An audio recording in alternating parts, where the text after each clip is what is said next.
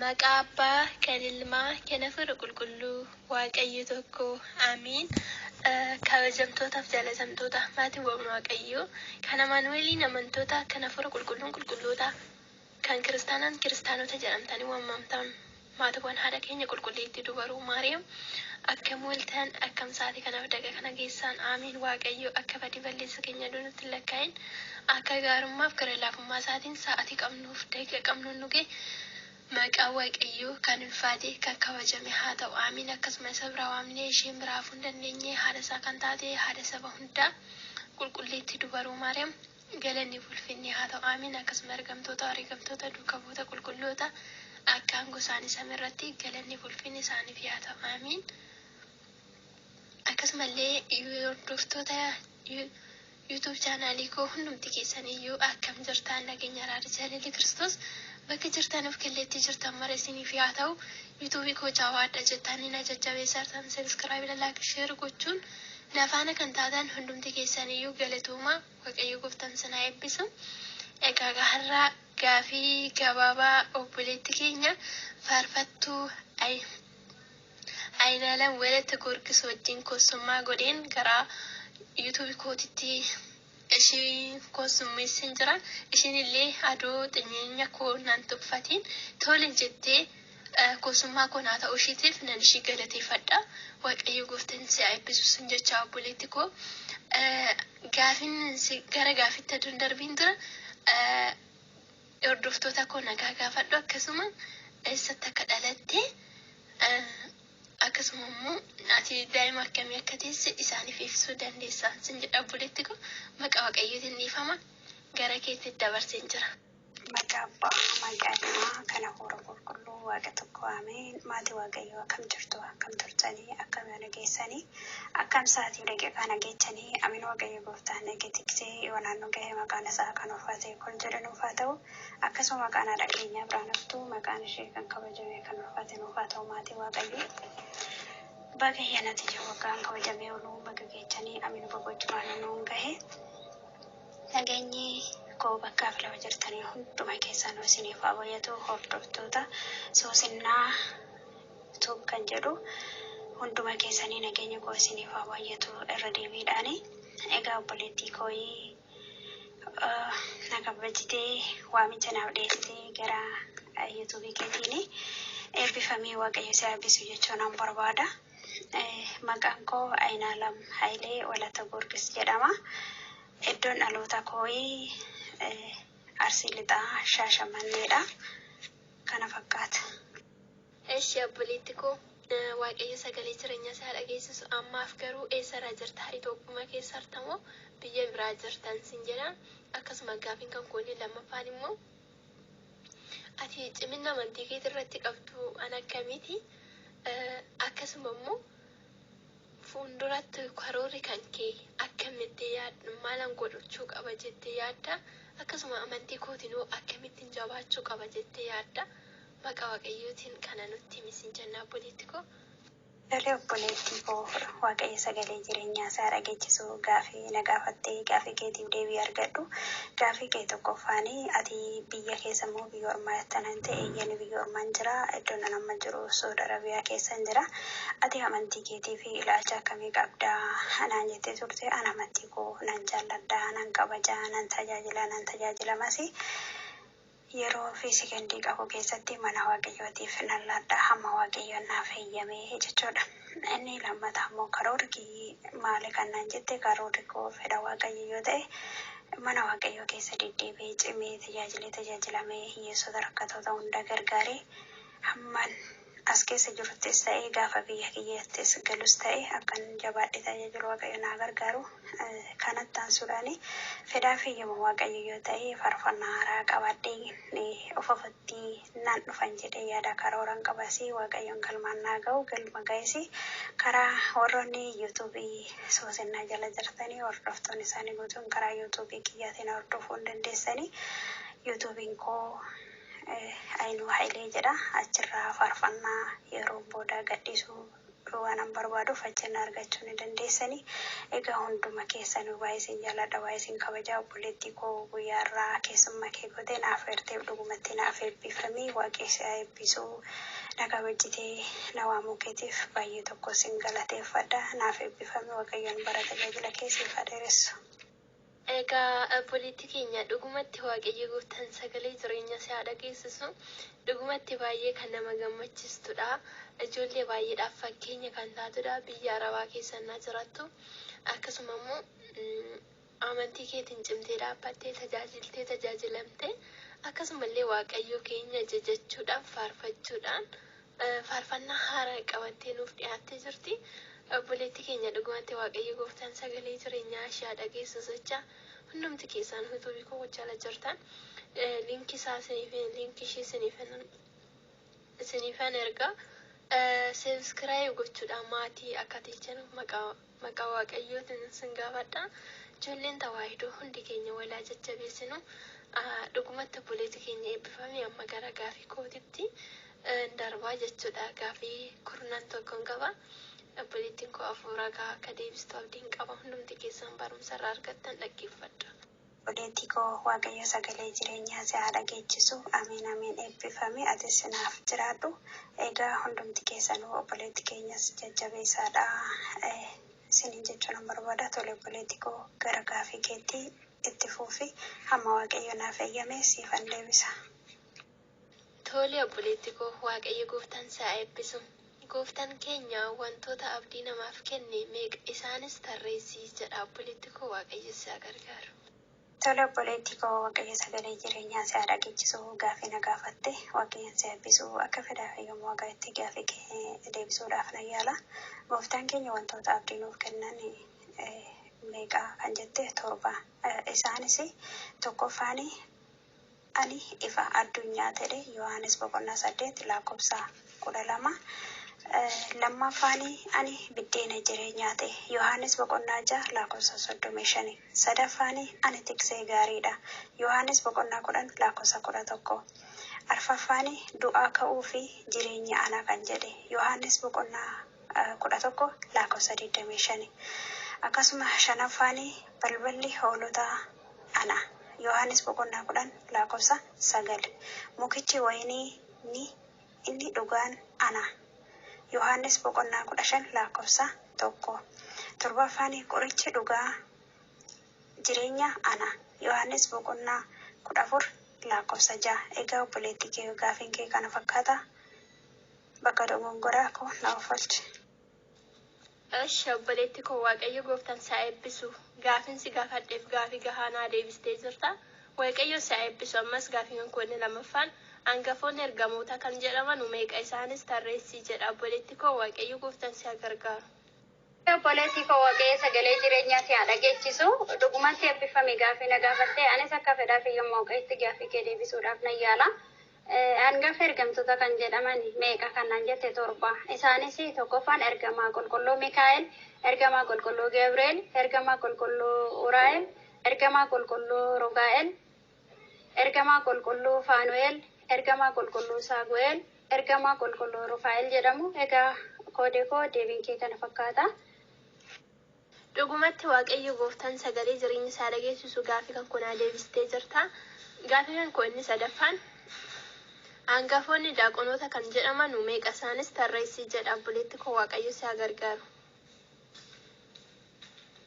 Tole obboleettii koo Waaqayyo sagalee jireenyaa isaa dhageessisu Hannaa Walatta Maariyaam hangafa daaqonoota kan jedhamu meeqatu jiru isaanis tarreessi kannaan jette kan jiran torbaadha. Isaanis daaqon Isxifaanos, daaqon Filiphos, daaqon Pirkoors, daaqon Niqoonooraa, daaqon Ximoonaa, daaqon Peremeenaa, daaqon Niqidimoos. Hojii ergamtoota boqonnaa 6 lakkoofsa 5 hanga 6 arganna. Tole obboleetti koo Waaqayyo Gooftaan sagalee jireenya isaa dhageessisu dhugumatti eebbifamin sin jedha obboleetti koo gaafiin si gaafadhee gaafii gahanaa deebisaa jirta. Gaafiin kan koo inni arfaffaan icciitiin mana amantaa kiristaanaa meeqa jira isaanis tarreessi. Tole obboleettii koo Waaqayyo sagalee jireenyaa isaa dhageessisu gaafii na gaafattee obboleettii keenya Hannaa Walatta Maariyaam. Icciitiiwwan mana amantaa keenya meeqatu jira isaanis tarreessi kannaan jette icciitiin mana amantaa keenya 7tu jira. Isaanis icciitii cuuphaa, icciitii qurbaanaa, icciitii lubummaa, icciitii qaabbee, icciitii qaandilee, icciitii meeroonii fi icciitii takililiiti. Egaa gaafiin kee kana fakkaata. Tole obboleetti koo Waaqayyo Gooftaan sagalee jireenya isaa dhageessisu gaafii kan koo sirriinaa deebistee jirta. Gaafii kan koo inni shanaffaan waldaawwan gubaa'ee kiristaanaa meeqatu jira tarreessi jedha. Waaqayyo si haa gargaaru. Obboleettii koo dhugumatti Waaqayyo sagalee jireenyaa isaa dhageessisu Hannaa Walatta Maariyaam. Gaafii kee akka fedha fi moqatti na yaala. Waldaawwan gubaa'ee mana kiristaanaa meeqatu jiru kannaan jette isaanis 7tu jiru. Tokkoffaan waldaa gubaa'ee Efesoon, waldaa gubaa'ee Sirimilos, waldaa gubaa'ee Areginumoon, waldaa gubaa'ee Taaxiroon, waldaa gubaa'ee Filiphosii, waldaa gubaa'ee Sardis, waldaa gubaa'ee Leeqediyoo jedhamu. Egaa deebiin kee kana fakkaata. Tole obboleetti koo dhugumatti Waaqayyo Gooftaan sagalee jireenya isaa dhageessisu gaafii kootiif gaafii gahanaa deebistee jirta. Gaafii kan koo inni jahaffaan Gooftaan keenya Yesuus Kiristoos yeroo fannifamu fannoo irratti jechoota meeqa dubbate tarreessi jedha. Tole obboleettii koo dhugumatti Waaqayyo si eebbisu Hannaa Walatta Maariyaam gaafii na gaafattee dhugumatti eebbifame. Gooftaan keenya Yesuus Kiristoos yeroo fannifametti jechoota meeqa dubbate kan jette jechoota 7 dubbate. Isaanis tokkoffaa waaqa koo maaliif na dhiifta? Maatiyos boqonnaa 27 lakkoofsa 46. Yaa abbaa koo waan godhan hin beekanii hoo isaaniif dhiisi jedhee Luuqaas boqonnaa 23 lakkoofsa 34. Dhuguman isinitti hima har'a ana wajjin jannata keessatti ni argamtani. Luuqaas boqonnaa 23 lakkoofsa 43. Ilaa haadha kee Yohaannis boqonnaa 19 lakkoofsa 27. Yaa abbaa koo hafuura koo harka keetan kennadha. Luuqaas boqonnaa 23 lakkoofsa 46. Na dheebodhe Yohaannis boqonnaa 19 lakkoofsa 28. Fiixaan baheera Yohaannis boqonnaa 19 lakkoofsa 30. Egaa obboleettii koo deebiin kee kana fakkaata. Tole obboleetti koo Waaqayyo Gooftaan sagalee jireenya isaa dhageessisu gaafiin kan koo inni torbaffaa yeroo Gooftaan keenya fannifame raajiiwwan ta'an meeqa isaanis tarreessi. Waaqayyo si haa gargaaru. Tole obboleettii koo Waaqayyoon sagalee jireenyaa isaa dhageessisu Hannaa Walatta Maariyaam dhugumatti eebbifame.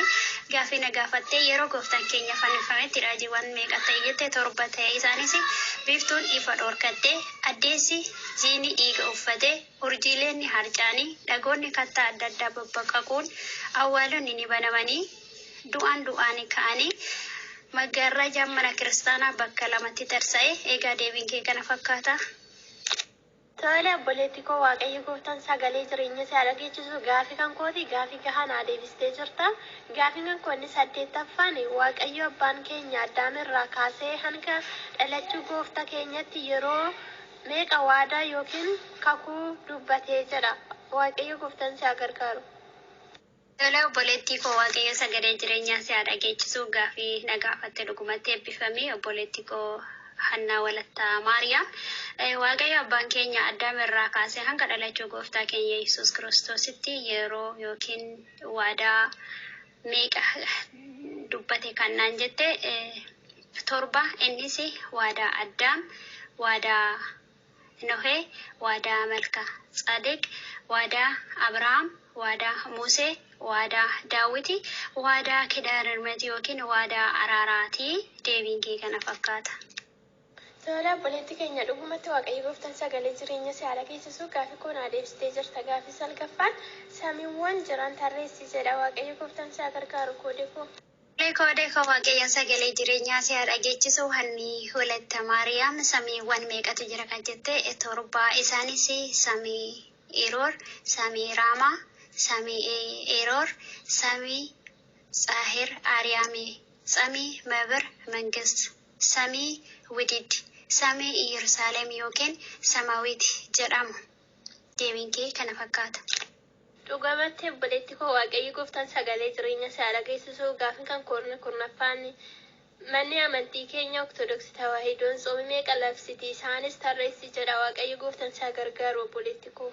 Obboleettii koo Waaqayyo dhugumatti sagalee jireenyaa si haala geessisuu gaafii na gaafatte obboleettii koo Hannaa Walatta Maariyaam dhugumatti eebbifamii manni amantaa keenya Ortodoksii Tawaahidoo tsoomii meeqa yookiin kan labsite kan jedhu torba kan isheen labsite isaanis tarreessi kan jette tokkoffaan tsooma abiyyuu yookiin tsooma guddaa gooftaan tsoome, lammaffaan tsooma duuka bu'oota, sadaffaan tsooma fiilchataa, arfaffaan tsooma raajotaa, tsooma gaadii ifa bahuu, tsooma naanawee, tsooma roobii fi jimaataati.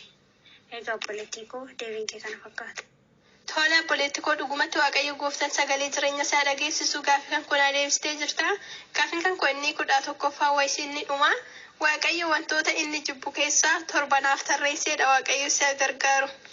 Tola obboleettii koo dhugumatti Waaqayyo sagalee jireenyaa si haala geessisuu Hannaa Walatta Maariyaam gaafii na gaafattee Waaqayyoon si eebbisuu akka fedhaa fi waaqatti gaafii kee deebisuudhaan na yaala.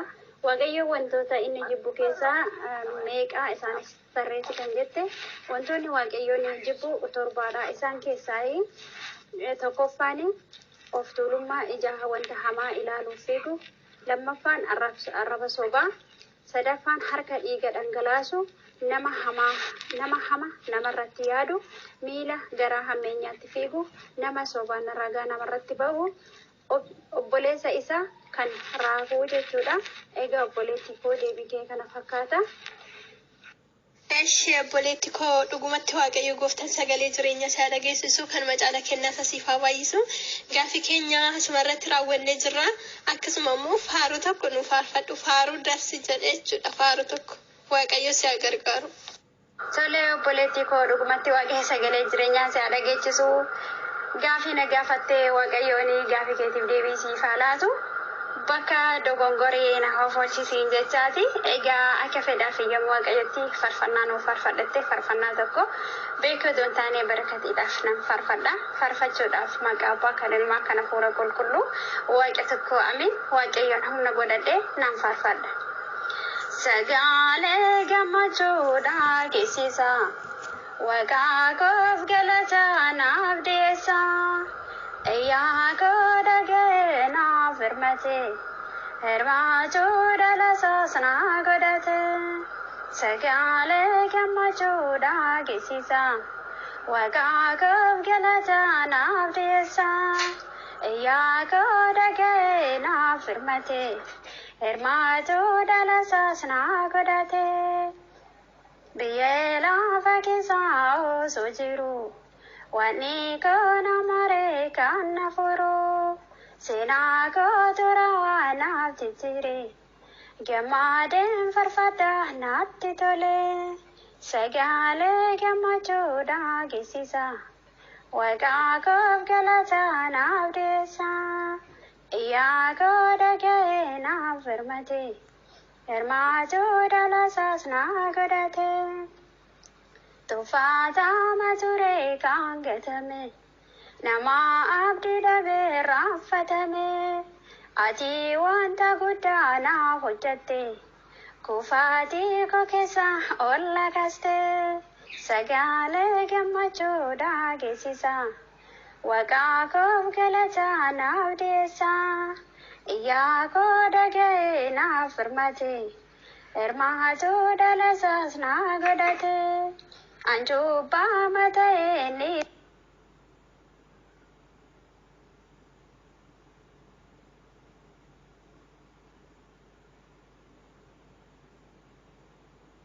Amiin amiin dhuguma dhugaatti faarfannaa argamoota kan miila kakaasu kanneen keenya daabiloos barbadeessu waaqayyo gooftaan si haa dhageessisu kanuma caala mana isaa keessa si haa qusatu. Egaa sagantaa keenya asuma irratti xumurree jirra waan nu dhaggeeffataniif galatoomaa amma dhumaatti dhaggeeffadhaa sheer laayik sabiskiraayib gochuun dagatina kakaase kan nu xumursiisne galanni waaqayyoof amma bara baraatti haa ta'u amiin.